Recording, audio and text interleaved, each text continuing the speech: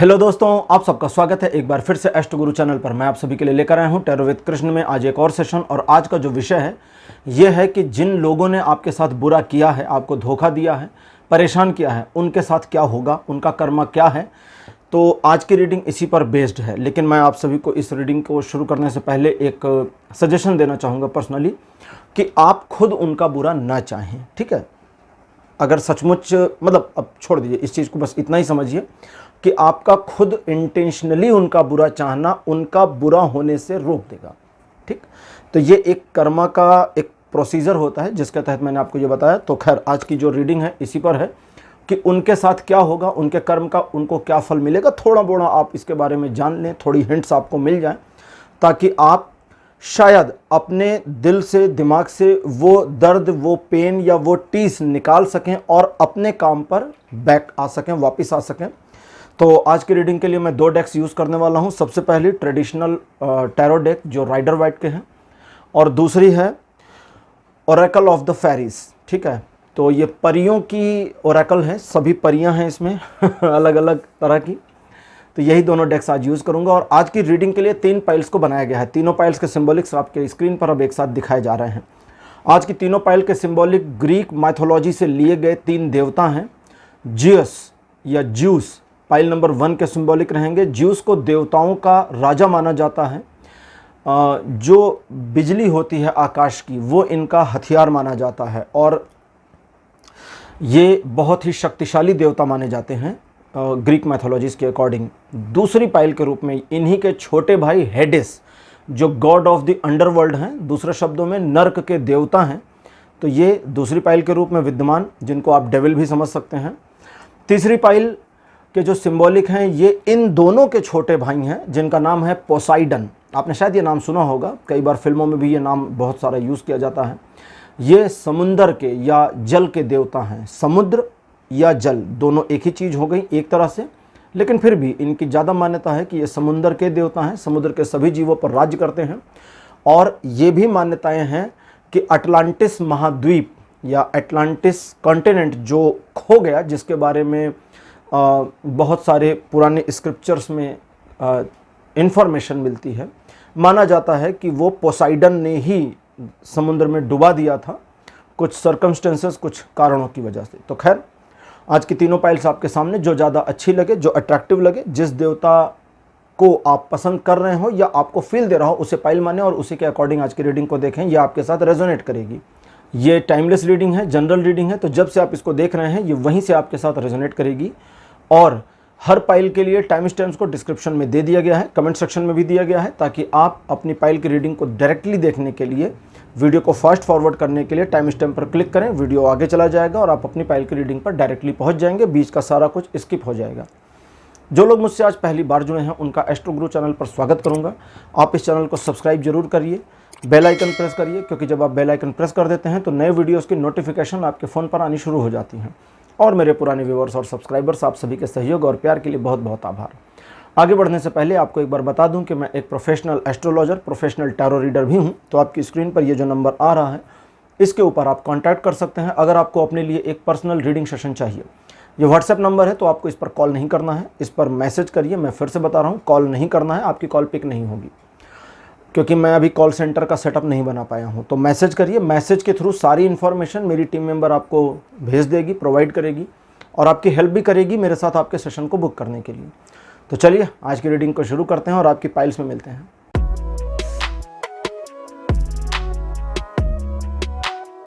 Hello पाइल number 1, आप सबका स्वागत है। आपकी रीडिंग में आपने ज्यूस को चुना था, मेरे बगल में लगा दिया गया है। जो लोग नहीं जानते उनको बता दूं कि एंशिएंट वर्ल्ड के जो 7 आश्चर्य थे दुनिया के, उसमें इनकी जो मूर्ति है वो दुनिया के पहले आश्चर्यों में से एक थी मतलब वो बाद में युद्धों में तोड़ दी गई है, तो वो बहुत बड़ी मूर्ति थी।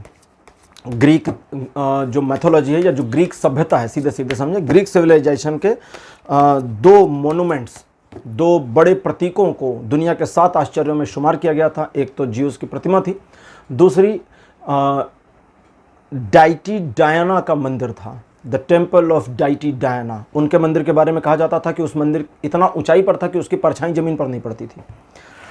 वो भी काल के गाल में समा गया। चलिए शुरू करते हैं। पहला कार्ड आपके लिए अपीयर हुआ है डेविल। बहुत बढ़िया, डेविल से शुरुआत हो गई है। दूसरा कार्ड आपके लिए है 3 ऑफ स्वॉर्ड। अरे भाई धोखा तो ज़बरदस्त आपको मिला है ना। तीसरा आपके लिए है 8 ऑफ पेंटिकल्स। फोर्थ नंबर पर 7 ऑफ पेंटिकल्स, ये बहुत अच्छा रहा।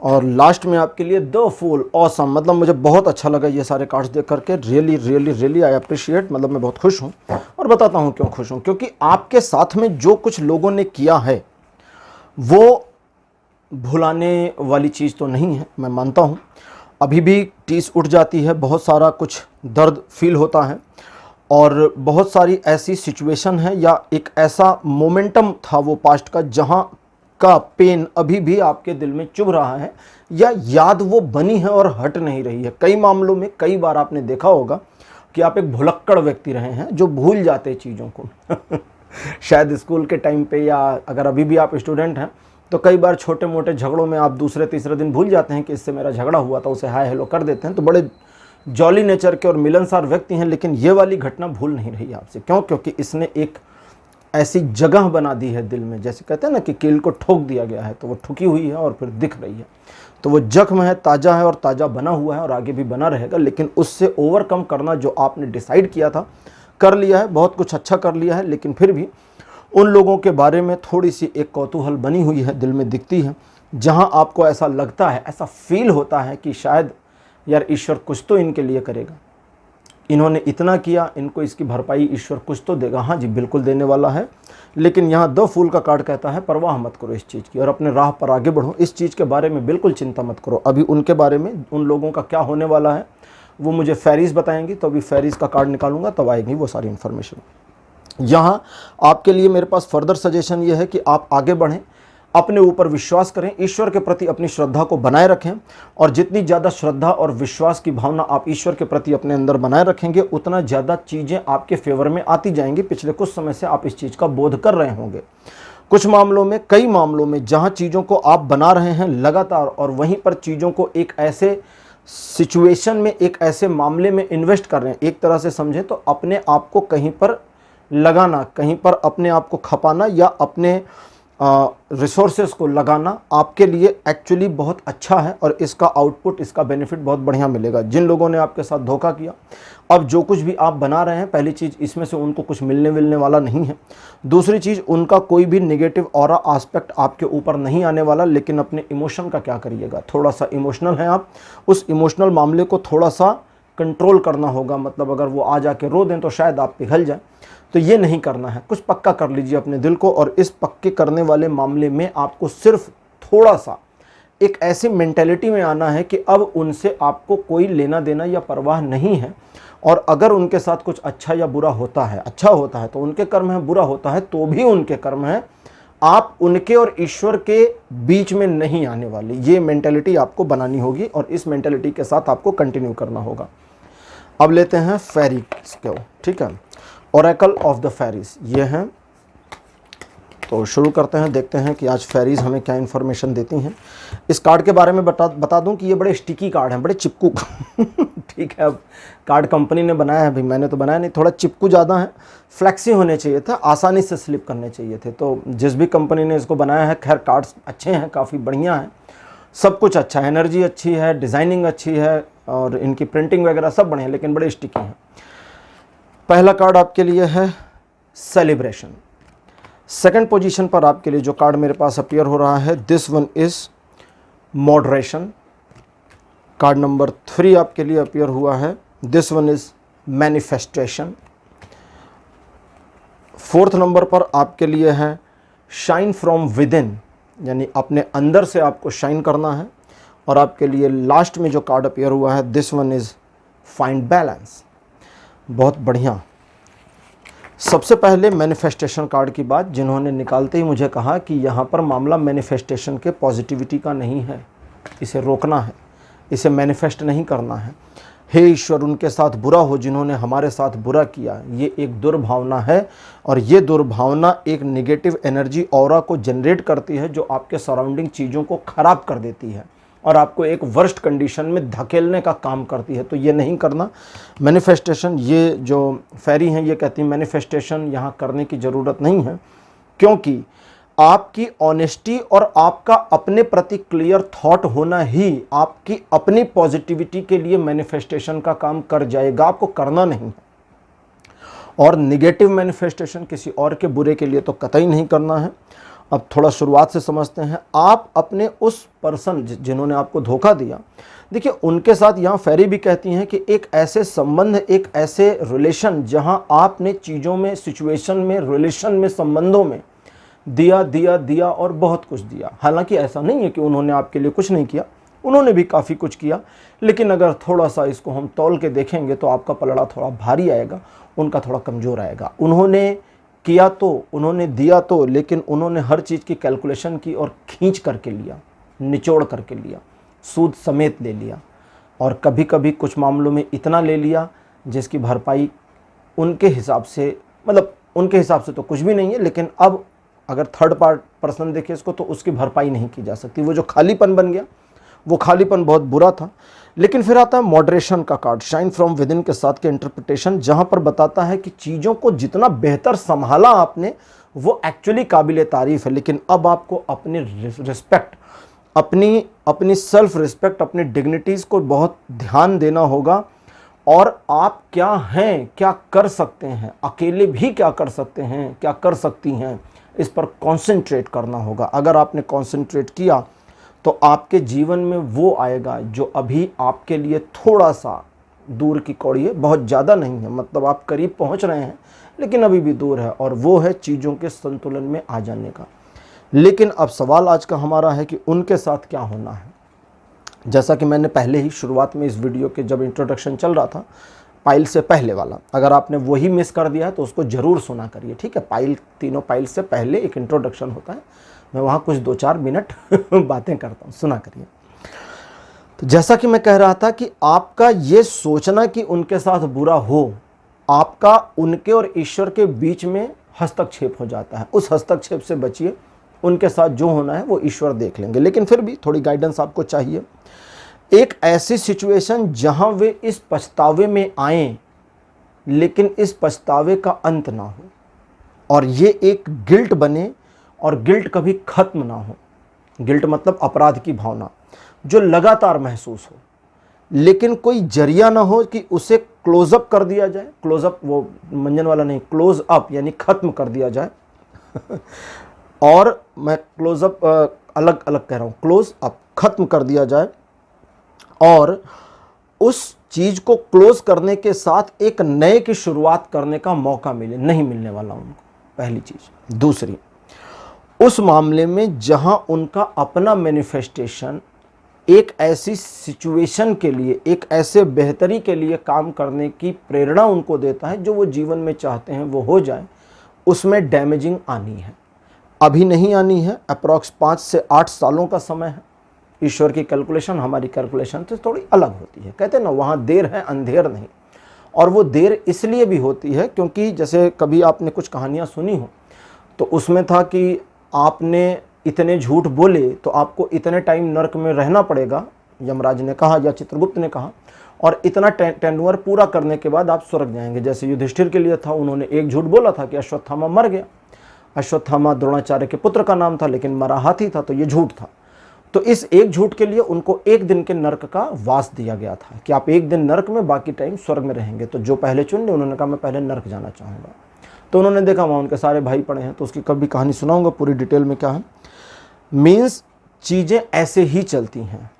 तो 5 से 8 सालों का समय अंतराल अभी बाकी है उनके कर्मों के फल के लिए, लेकिन आपके लिए अच्छाई ये है कि चीज़ें बेहतरी की ओर हैं और बेहतर हो रही हैं। और आपके लिए है कि आप सीधी इंस्ट्रक्शन जो मैंने पहले ही कही, आप उनके बुरे को ना सोचें, ना उनके बुरे की उम्मीद करें, ना उनका बुरा चाहें।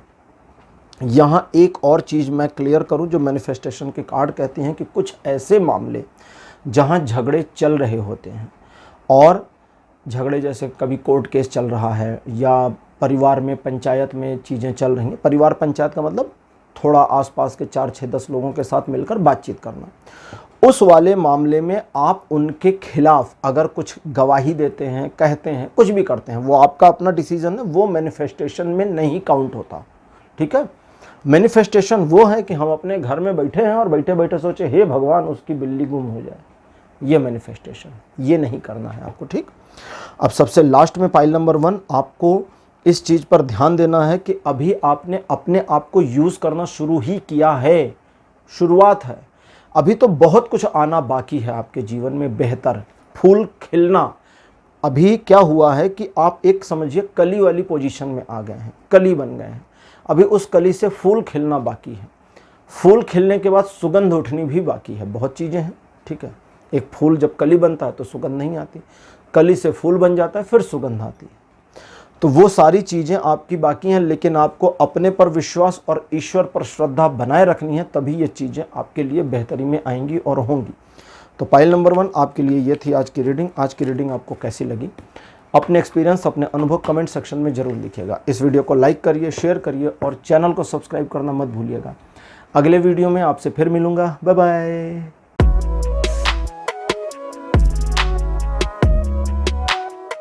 हेलो पाइल नंबर 2, आप सबका स्वागत है आपकी रीडिंग में। आपने हेडिस को चुना था, आप बहुत जिसको क्या कहते हैं, हिम्मती हैं कि आपने हेडिस को चुनने का जोखिम ले लिया एक तरह से।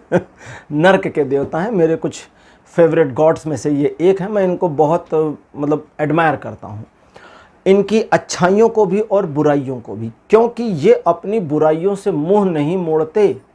जानते हैं मैं बुरा हूँ, इनको पता है I am the god of underworld, I am the god of mischievousness, बुराइयों का, शैतानियों का देवता हूँ, और इनको पता है और ये उस चीज़ को एंजॉय कर रहे होते हैं। इनको एक तरह से समझिए तो गुस्सा है। इनकी जो इमेजेस बनाई गई, जब ग्रीक मैथोलॉजीज़ के अकॉर्डिंग जो इनकी इमेज बनाई गई, उसमें इनके सिर पर आग निकल रही है, इनका जो हेड है वो आग में जल रहा है, वो गुस्सा है, वो क्रोध है, और वो क्रोध है अपने बड़े भाई ज्यूस की ओर कि तुमने तो लिया स्वर्ग का राज, देवताओं के ऊपर शासन करना और साथ ही इंसानों पर, और मुझे दिया नरक, जहाँ की आग में मुझे हमेशा जलना है, एटर्निटी के लिए। जैसे अगर आपने क्रिश्चियनिटी के बारे में सुना होगा, तो जब गॉड ने लूसीफर को, जिसको मॉर्निंग स्टार कहते हैं, मॉर्निंग स्टार किस लिए कहते हैं, सिंपल से समझिए, गॉड ने जब, according to the Christian mythology, God ने जब दुनिया बनाई तो उन्होंने अपने पहले बेटे, जिसको हम एंजल कहेंगे, लूसीफर उसका नाम था, उसने नाफरमानी की, बहुत बड़ी कहानी, उसको कभी सुनाऊंगा। उसने नाफरमानी की और उसको सजा दी, एटर्निटी के लिए हेल में चले जाओ। एटर्निटी मीन्स जब तक ये समय खत्म नहीं हो जाता, पूरी दुनिया का समय। ये बहुत बड़ी सजा थी। पहला कार्ड द स्टार, बहुत अच्छे। सेकंड पोजीशन पर आपके लिए night of pentacles. Card number 3 आपके लिए है टेम्परेंस। फोर्थ पोजीशन पर आपके लिए है एस ऑफ सोर्ड, और आपके लिए लास्ट कार्ड मेरे पास अपीयर है 9 ऑफ सोर्ड। पाइल नंबर 2, आपको कुछ चीज़ें समझनी पड़ेंगी। आपका अपने आप को आगे ले जाना और फिर अपने आप को पीछे गर्त में गिरा देना, ये सही नहीं है। आपका डिमोटिवेशन आपका दुश्मन है, इस चीज़ को समझें। लोगों ने आपका फ़ायदा उठाया, एक्चुअली आपने उठाने का मौका दिया। एक्चुअली आपने लोगों को एक ऐसा चांस दे दिया जहां लोग समझ गए कि आपको यूज़ किया जा सकता है, मैनिपुलेट किया जा सकता है, आपको एक तरीके से आपका दोहन किया जा सकता है। दोहन का मतलब आपको निचोड़ दिया जा सकता है, और उन्होंने वही किया। कई बार, कई मामलों में आपको पता था सिचुएशन इस तरह की होगी, लेकिन आपने उन चीज़ों को इग्नोर किया। कई बार, कई मामलों में आपको पता था कि इनकी ओर से पॉजिटिविटी की उम्मीद थोड़ी कम है, डाउटफुल है, लेकिन फिर भी आपने उन चीज़ों को होने दिया। और सिर्फ होने ही नहीं दिया, आपने चीज़ों में, सिचुएशन में बैलेंस करने की भरसक कोशिश करी। आपकी कोशिशें अच्छी थी, आपने अच्छा काम किया, कोई बुरा काम नहीं किया, लेकिन वर्तमान में भी आपका उस ओर एक झुकाव हो जाना, अंतर्मन में एक झुकाव हो जाना। जैसे अब यहाँ 2 चीज़ें हैं, ये अंतर्मन के झुकाव की 2 बातें हैं। पहला, कुछ लोगों का झुकाव इस तरह से है कि चीज़ें पैचअप में आ जाएं तो बहुत अच्छा, और कुछ का झुकाव इस तरह से है कि अब आप इसमें पैचअप तो नहीं चाहते, लेकिन आपने कहीं ना कहीं उनको फील करके माफ़ कर दिया है। अब ये जो माफ़ करने वाली फीलिंग है, इसमें भी प्रॉब्लम है। क्या माफ़ कर दिया है, ये सोचते तो हैं लेकिन किया नहीं है, क्योंकि बुरा चाहते हैं। तो आपका चाहना एक्चुअली फलित होने वाला है, लेकिन आपको अपनी चाहत को समेटना है क्योंकि ये टाइमलाइन बढ़ रही है आगे। 6 साल से लेकर के टाइमलाइन आगे जा रही है और लगातार आगे चलती जा रही है। मुझे प्रेजेंट टाइम में 8 साल के ऊपर दिखती है। इस टाइमलाइन को रोकने का, जब हम किसी का बुरा चाहते हैं तो वो समय आगे खिसक जाता है। जैसे एक उदाहरण दे देता हूँ, किसी दोस्त का इंतजार करें तो वही दोस्त जिसका वेट कर रहे हैं ईगरली, वही लेट हो जाता है। चाहे गाड़ी खराब हो, चाहे ट्रैफिक में फंस जाए, चाहे किसी का फ़ोन आ जाए, चाहे कोई इमरजेंसी हो जाए, उसी को देर होती है जिसका हम वेट करते हैं। वो इसलिए क्योंकि जब हम वेट करते हैं किसी का, कभी कभी हम अपने एक्स का वेट करते हैं, नो सेपरेशन वाली कंडीशन चली गई, ब्लॉक वाली कंडीशन चली गई, हम जानते हैं कि उसका हमारा रिलेशन वापस बन सकता है, लेकिन हम क्या करते हैं कि हम बहुत ईगरली वेट करते हैं, एकदम पागल हुए जाते हैं। तो वो हमारा जो पागल हुए जाना है वो एक ऐसी नेगेटिव एनर्जी वाइब्रेशन क्रिएट करता है कि उसके आपके मिलने का जो टाइमलाइन है वो और खिसक जाता है, दूर हट जाता है, और इसीलिए कभी कभी इंतज़ार बहुत लंबा हो जाता है और इसीलिए लंबा प्रतीत भी होता है। Theory of the time relativity भी इसमें एक काज है, और अब थ्योरी ऑफ टाइम रिलेटिविटी तो एक काज ही है, ये तो समझ गए, लेकिन चूंकि मामला टाइम के रिलेटिविटी का है इसलिए ये नेगेटिव ऑरा वाइब्रेशन उस टाइम को और बढ़ा देता है। तो आपका ये मैनिफेस्टेशन या ये उम्मीद करना, ये सोचना गलत है, इसको मत करिए। उनको क्या सज़ा मिलने वाली है, उनके साथ क्या होने वाला है, सीधे शब्दों में चलिए इसको हम देखना शुरू करते हैं। इसके लिए आज मैं निकालूंगा oracle of the fairy. Oracle of the fairy में जो फेरीज़ हैं यही मुझे बताएंगी कि उनके साथ क्या होगा। अच्छा, यहाँ एक और चीज़ है मैं आपको बताना चाहूँगा ट्रेडिशनल टैरो से, कि अब आप एक हाई एनर्जी सोर्स के मुकाम पर खड़े हैं, जहां अगर आप आने वाले समय में चीज़ों को अपने हाथ में लेकर के आगे बढ़ते हैं, उन लोगों पर बिल्कुल भरोसा नहीं करते जिन्होंने पहले भी धोखा दिया था, या उन लोगों पर जिन पर आपको डाउट है, तो आप अपने लक्ष्य प्राप्ति की ओर अच्छी तरह से आगे बढ़ जाएंगे। लेकिन अभी भी अगर आप कैजुअल रहेंगे तो फिर कैजुअल रहिए, कुछ आगे जा नहीं रहे तो फिर आगे भी नहीं जाएंगे। समझ लीजिए, इस चीज़ को समझते होंगे, जो मैंने कहा उसे अपने सिचुएशन के अकॉर्डिंग समझ लीजिएगा, ठीक है। कार्ड नंबर 1 मेरे पास आया है न्यू बिगिनिंग्स। अब ये जब न्यू बिगिनिंग्स है तो ये निकालते ही कहते ये सिर्फ तुमसे जुड़ा हुआ है, किसी और से जुड़ा हुआ नहीं है, इसमें वो नहीं शामिल जो पुराने वाले थे। सेकंड पोजीशन पर आपके लिए कार्ड मेरे पास जो अपीयर हुआ है, this one is lost and found. ओहो। कार्ड नंबर 3 आपके लिए है मैजिकल गेटवे। फोर्थ पोजीशन पर आपके लिए जो कार्ड अपीयर हुआ है, this one is tree wisdom. Tree wisdom, tree wisdom मतलब ज्ञान का वृक्ष, ठीक है। ये एक सिंबॉलिक चीज़ है, ज्ञान के वृक्ष। इसके बारे में विभिन्न धर्मों में, विभिन्न मतों में बहुत कुछ आया हुआ है, ठीक है। और लास्ट कार्ड आपके लिए है शाइन फ्रॉम विद इन। ये बहुत ज़रूरी कार्ड था और इसका आना बहुत अच्छा लगा मुझे। अब थोड़ी सी चीज़ों को हम पाइल नंबर 2 समझेंगे। सबसे पहला, आप भी इस चीज़ को जानने को उत्सुक होंगे कि उनके साथ क्या होगा, जिन्होंने आपको धोखा दिया, आपके साथ बुरा किया, उनके साथ क्या होगा। यहाँ पर आता है कि बुद्धि भ्रष्ट होगी उनकी, विनाश काले विपरीत बुद्धि, और ये वही समय होगा और यही उनका अल्टीमेट है। जब उनके नुकसान का समय होगा, जब उनके विनाश का समय आएगा, एक तरीके से विनाश एक सिंबॉलिक चीज़ है, तो जब वो समय आएगा तो उनका जो विजडम है, उनकी जो बुद्धिमत्ता है वो भ्रमित हो जाएगी, और उस भ्रमित बुद्धिमत्ता में वे अपने अंदर की पोटेंशियल्स को, अपने अंदर के पॉजिटिव ऑरा को मिस आउट कर जाएंगे। और जब वो उस चीज़ को मिस आउट कर जाएंगे तो एक ऐसे र्यून सिचुएशन में होंगे जहाँ कोई भी उनकी हेल्प करने के लिए प्रॉपरली नहीं होगा। प्रॉपरली ना होने का मतलब, जो लोग आसपास होंगे वो अपने स्वार्थ की वजह से जुड़े होंगे, जो लोग आसपास सराउंडिंग में हेल्प कर भी रहे होंगे उनका एक प्यारा सा मोटिव होगा जो उनको बिल्कुल नहीं पसंद आएगा, और उन लोगों का जो एक माइंडसेट होगा इस पर्सन के लिए, वो नेगेटिव एस्पेक्ट लिए होगा, जिसके बारे में इस पर्सन को पता होगा कि मेरे बारे में लगातार नकारात्मकता फैल रही है लेकिन वो कुछ कर नहीं सकते। अब आपके लिए शुरुआत एक नई कर दीजिए, क्योंकि आपके जीवन में जो ये अभी मैंने बताया ना हाई एनर्जी लेवल चल रहा है। हाई एनर्जी लेवल क्या है पहले इसको समझिए। एनर्जी सिर्फ एनर्जी है, जैसे बिजली का करंट, करंट तो करंट है, अपनी बॉडी में लगा देंगे तो आपको झटका मार देगा ज़्यादा करंट हुआ तो जान जा सकती है, हॉस्पिटल जा सकते हैं। लेकिन पॉजिटिवली यूज़ करें तो मोबाइल चार्ज हो जाता है, पंखा चल जाता है, एसी चल जाता है, लाइट जल जाती है, बहुत कुछ हो जाता है। हमारे घर में आग का हम इस्तेमाल करते हैं तो खाना बन जाता है, गलत इस्तेमाल करें तो घर जल जाएगा। तो एनर्जी है, डिपेंड करता है कि आप क्या कर रहे हैं। तो ये कहती हैं कि तुम्हारी नई शुरुआत के समय में तुम्हें ध्यान देना चाहिए कि तुम इस सिचुएशन को इस्तेमाल कैसे करोगे, क्योंकि तुम अगर इसे नई शुरुआत मानते हो तब तो ठीक है, लेकिन अगर तुम इसे किसी के साथ की नई शुरुआत मानते हो कि हमको अब एक नए शुरुआत की ज़रूरत है, तो फिर गड़बड़ हो जाएगी। सबका साथ सबका विकास मत करिए, अपना साथ अपना विकास करके पहले आगे बढ़िए।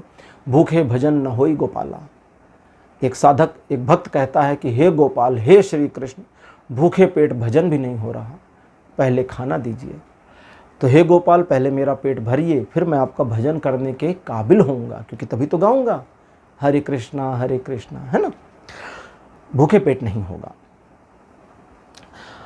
तो यहां पर ये करना है। अब अगला कार्ड मेरा अपीयर हुआ है लॉस्ट एंड फाउंड, और दूसरा है मैजिकल गेटवे। अब इस चीज़ को ठीक से अब आप समझें। लॉस्ट एंड फाउंड क्या है जो खो दिया आपने, क्या है जो मिस हो गया आपका, क्या है जो आपका एक स्ट्रेंथ था लेकिन खो दिया इस पूरे भागा भागी में आपने। उसे खोजना है बस, और कुछ नहीं करना है। उसे यूज़ करें ना करें बात की बात है, खोजिए उस चीज़ को। जब उस चीज़ को खोज लेंगे जो आपको स्ट्रेंथ देता है, जैसे मान लीजिए आप किसी जॉब में हैं, लंबे समय से जॉब कर रहे हैं, आपका सपना था कि एक बिजनेस डालना है, इस आपाधापी भागा भागी में खो गया, या आप एक बिजनेस में आ गए, प्रोफेशन में आ गए, नौकरी करने लगे, व्यापार कुछ भी कर रहे हैं, उम्र हो गई 35, 38, 40, 50, 55, 70, एक गिटार बजाने का सपना था, खो गया वो सपना कहीं कि यार एक गिटार लेना था मुझे। जब मैं 20 साल का था तब मैंने सोचा था, लेकिन इस भागा भागी में उस चीज़ को खोज लीजिए। वो क्या करेगी? वो आपके दिल के एक ऐसे दरवाजे को खोल देती है जो आपके अपने सोचने के नज़रिए और देखने के नज़रिए में फ़र्क ले आएगा, आपके विज़न में, फोरकास्टिंग में बहुत बड़े परिवर्तन को लाएगा। और ये जो परिवर्तन है ये आपको अंदर से चकमका देगा मतलब एक ऐसी शाइन दे देगा आपको जो दिखेगी लोगों को, और आप इस शाइन का इस्तेमाल करके अपने आप को और बेहतर पर्सन बना सकते हैं और सक्सीड कर सकते हैं। वो थोड़ी देर का गिटार का बजाना एक ऐसा सुकून देगा जो मस्तिष्क के उन तंतुओं को खोल देगा जो कुंद हो रहे हैं, थक रहे हैं। बहुत कुछ हो जाता है ऑफिस में या दुकान पर या बिजनेस में या प्रोफेशन में, कितना भी काम किया, थक गए, हार गए, एकदम सब कुछ खो दिया और थक के घर पहुँचे, छोटे बच्चे ने आकर के लिपट लिया, सारी थकान एक सेकंड में दूर हो जाती है, वो खुशी आ जाती है, वो लहर आ जाती है। और भी मामलों में ये हो जाता है, थक कर चूर हैं, काम करने का मन नहीं है, लेकिन अगर कोई इमरजेंसी आ जाए तो पता नहीं कहाँ से ऊर्जा आ जाती है। ऊर्जा के तल अलग अलग हैं, लेयर्स हैं, स्टेज 1, 2, 3, 4 ऐसे करके। स्टेज 1 की ऊर्जा हम रोज़मर्रा यूज़ करते हैं, स्टेज 2 की ऊर्जा बंधी हुई है, एक तरह से डिपॉजिटेड है, और उस डिपॉजिटेड ऊर्जा को हम यूज़ नहीं कर पाते, लेकिन अगर उसे यूज़ करें तो वो पहले तल पर बहनी शुरू होगी। मेडिटेशन में इसीलिए शुरुआत में थकावट लगती है, लेकिन जब आप बैठ जाएं देर तक तो थकावट खत्म हो जाती है, फिर ताजगी आ जाती है, क्योंकि दूसरे तल की ऊर्जा ऊपर आ जाती है। लेकिन मेडिटेशन में, उन्हीं मेडिटेशंस में आपको टाइम स्पेंड ज़्यादा करना है जिसके बारे में प्रेस्क्राइब किया गया हो, सजेस्ट किया गया हो, वरना कुछ मेडिटेशन है जिसमें लिमिटेशंस हैं, इतने मिनट से आगे नहीं, तो उसको भी ध्यान देना है। तो आपके लिए पाइल नंबर 2 इतना ही था कि आप अपने आप को समझें, पहचानें, आगे बढ़ें, और उनके साथ क्या होगा वो तो बता ही दिया मैंने आपको। और आपके जीवन में भी चीज़ें बेहतर हो रही हैं तो उसका दोहन करें और उसका फ़ायदा उठाएं। पाइल नंबर 2 आपके लिए आज की रीडिंग यहीं क्लोज़ करूँगा। आज की रीडिंग आपको कैसी लगी, अपने एक्सपीरियंस, अपने अनुभव कमेंट सेक्शन में जरूर लिखिएगा। इस वीडियो को लाइक करिए, शेयर करिए और चैनल को सब्सक्राइब करना मत भूलिएगा। अगले वीडियो में आपसे फिर मिलूँगा। Bye bye.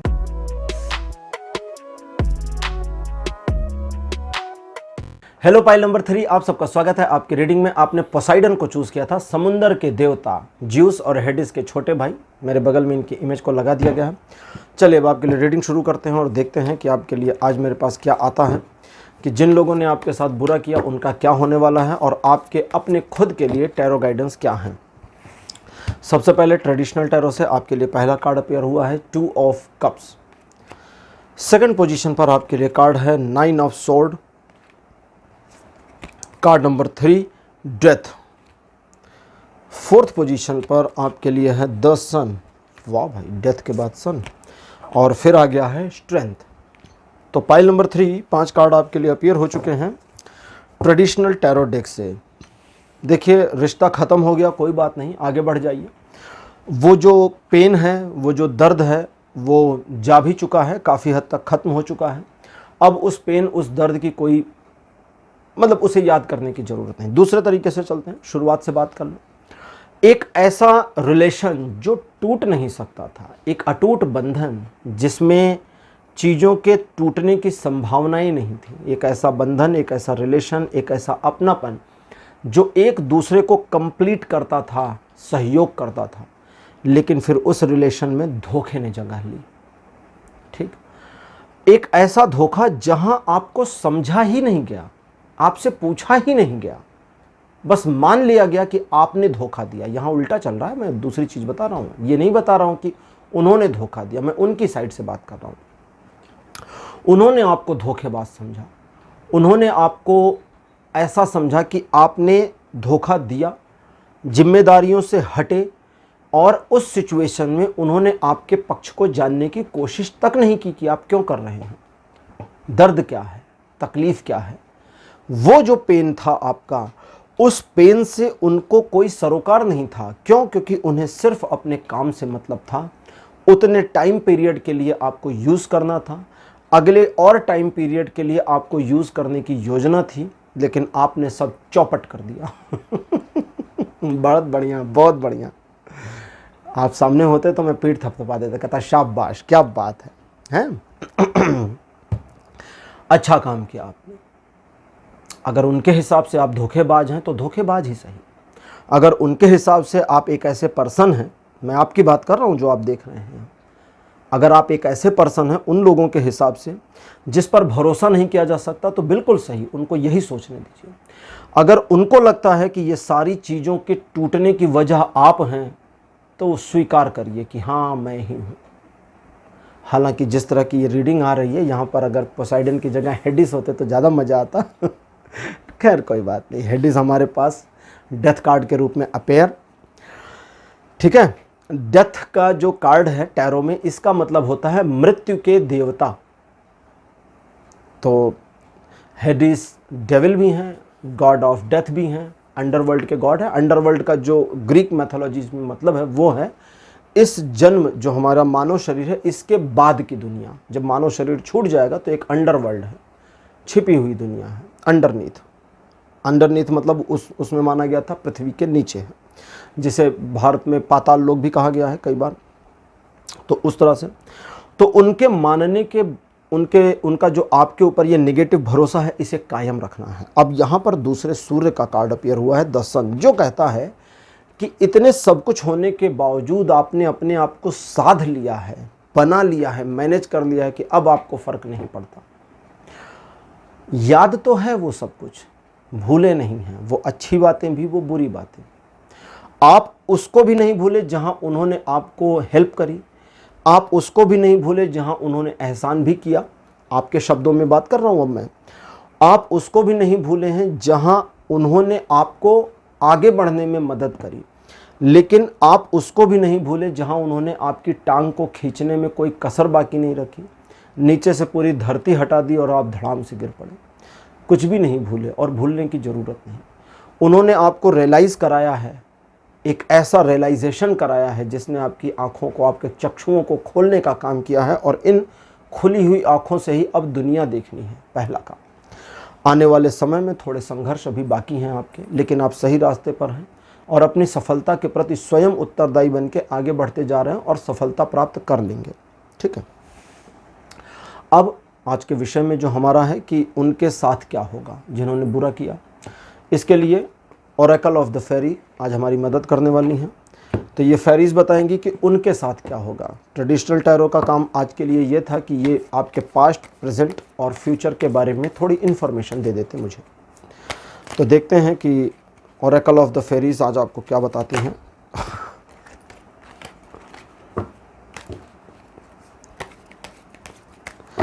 कार्ड्स जब हाथ से गिरने लगते हैं तो उसका मतलब होता है कि इनकी शफलिंग अभी इनकम्प्लीट है और इनको और ज़्यादा शफलिंग की ज़रूरत है।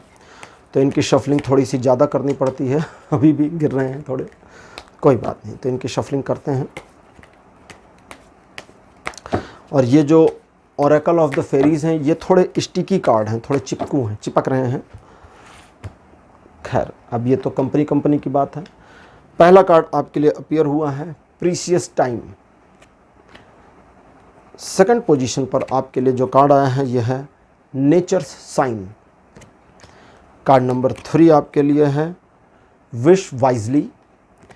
विश वाइजली का मतलब होता है आप जो मांगने वाले हैं सोच कर बोलिएगा, गलती ना हो मांगने में। ऐसा नहीं कि भगवान से मांगा कुछ ले, मांगने कुछ गए थे मांग कुछ लिया, गलती ना हो जाए। फोर्थ पोजीशन पर शाइन फ्रॉम विद इन। और आपके लिए लास्ट कार्ड मेरे पास जो अपीयर है दिस वन इज जर्नी। बहुत बढ़िया। उनके साथ क्या होने वाला है, चीज़ें, प्रकृति, ईश्वर उनके साथ एक ऐसा खेल खेलने वाला है। अभी इसमें समय है, कई सालों का है। अप्रॉक्सीमेटली देखें तो ठीक है 8, 2, 10 सालों का समय। देखिए ईश्वर की कैलकुलेशन में कभी कभी फल जल्दी मिलते हैं, लेकिन कुछ मामलों में ईश्वर उनके पाप के घड़ों को भरने देते हैं। ठीक है, पाप के घड़े को भरने देना चाहिए। तो सुना होगा ना, जब घड़ा भर जाता है तब सज़ा मिलती है। तो अभी भर रहा है, अभी भरने दीजिए, उसमें समय है तो वो चलने दीजिए, आप अपनी ओर ध्यान दीजिए। उनके साथ एक ऐसा खेल खेलने वाला है ईश्वर जहां उनको ये लगने वाला है कि सब कुछ मिल गया, सब कुछ जीत लिया, सब कुछ पा लिया। और वही वो पल होगा जब खो दिया सब कुछ, सब गया, अब खाली हाथ, कुछ नहीं बचा। ऐसी सिचुएशन जहां मदद ना हो, ऐसी सिचुएशन जहां समझ में ना आए कि क्या करें क्या ना करें, किधर जाएं किधर ना जाएं, उस सिचुएशन का सामना उनको तोड़ने का काम करेगा। और तब उनको रियलाइज़ होगा कि शायद हमने पास्ट में कुछ ऐसा किया था जिसका प्रतिफल अब मिला है। सबको रियलाइज़ होता है। ठीक, अब ये तो उनके बारे में था कि उनके साथ क्या होगा। अच्छा, यहाँ मैं ना बहुत ज़्यादा गहराई में डिटेल नहीं दे रहा हूँ एक एक चीज़ कि उनके साथ क्या होगा, क्योंकि आपको ये नहीं जानना है। क्यों? क्योंकि आपका चाहना कि उनके साथ कुछ बुरा हो, उनके साथ होने वाले उस बुरे समय का या प्रभाव का या फल का और ज़्यादा डिले कर देगा। तो इसलिए आप इन चीज़ों को ज़्यादा ना जानें, बस थोड़ा सा इसलिए जान लें। आज की रीडिंग का पर्पज़ क्या है, थोड़ा सा इसलिए जान लें ताकि इस ट्रॉमा से निकल सकें। एक तरह का ट्रॉमा बन जाता है, एक तरह की गांठ बन जाती है कि यार हमारे साथ जिनने किया, पता नहीं यार भगवान उनके साथ कुछ कर क्यों नहीं रहे। करेंगे, उनका भी अपना समय है, उस समय के हिसाब से भगवान देंगे पनिशमेंट। बस अब आपको आगे बढ़ना है, जैसा कि जर्नी का कार्ड कहता है कि बस अब आगे बढ़ो। लेकिन आगे बढ़ना ही काफ़ी नहीं है, इसमें अभी और चीज़ है, उसको समझें। वर्तमान आपका सबसे बेहतर है और इस वर्तमान को जितना दोहन कर सकते हैं करें। हालांकि आगे चीज़ें बेहतर हो रही हैं, लेकिन आपके पास एक ब्लूप्रिंट प्लान होना चाहिए कि आप करेंगे कैसे और आगे ले कैसे जाएंगे, अपने आप को स्ट्रेस के लेवल से बचा करके। स्ट्रेस के लेवल से बचा करके, इतना स्ट्रेसफुल लाइफ आपको नहीं बनाना है कि आप दिन भर में 3 घंटे सो रहे हैं और 24 में 26 घंटे काम कर रहे हैं। ऐसा नहीं करना है। ठीक है, कई बार ऐसा होता है, कभी कभी मैं भी बहुत बिजी होता हूँ तो सोचता हूँ कि यार ये 24 की जगह 30 घंटे होते तो ज़्यादा मज़ा आता है, लेकिन फिर मैं छोड़ देता हूँ चीज़ों को और थोड़ा सा पेंडिंग हो जाने देता हूँ। क्यों? क्योंकि कभी कभी जब तक आप उस सेंस में ना हो कि आपको लगे कि आप अपना 100% वर्क कर सकते हैं, जैसे मैं शूट कैंसिल कर देता हूँ अगर मेरा मूड नहीं अच्छा है, सेटअप बना करके पूरी कैमरा लाइटिंग वाइटिंग सब सेट होने के बावजूद पैकअप कर दिया है, कई बार किया है मैंने। क्योंकि मूड नहीं बन पाया। ठीक है, आज रीड नहीं करेंगे तो ख़त्म हो गया, चलो किसी और दिन करेंगे। ज़बरदस्ती नहीं, क्योंकि मैं ज़बरदस्ती रीडिंग करूँगा तो गलत आएगा और फिर आपको मज़ा भी नहीं आएगा, आपको अच्छा भी नहीं लगेगा, पता नहीं क्या यार बता रहे हैं। तो आप भी इस चीज़ को समझें, जल्दबाजी नहीं करनी है, अपने आप को स्ट्रेस में नहीं डालना है, लेकिन अपने आप को एकदम अब कैजुअल भी नहीं करना कि चद्दर ओढ़ के सो जाएं।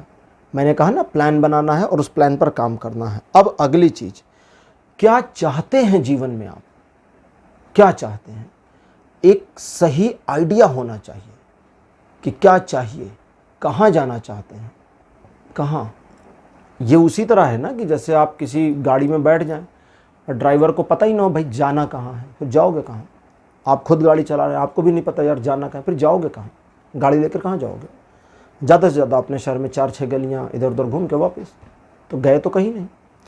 तो ये विश वाइजली का जो कार्ड है, फेरी कहती हैं कि इस पूरे मामले में आपको अपने टारगेट के बारे में थोड़ा और पूरा, ध्यान से सुनिएगा शब्दों को, थोड़ा और पूरा आइडिया होना चाहिए। शुरुआत में थोड़े से काम चल जाएगा, लेकिन फिर थोड़े टाइम में पूरा आइडिया होना ज़रूरी है।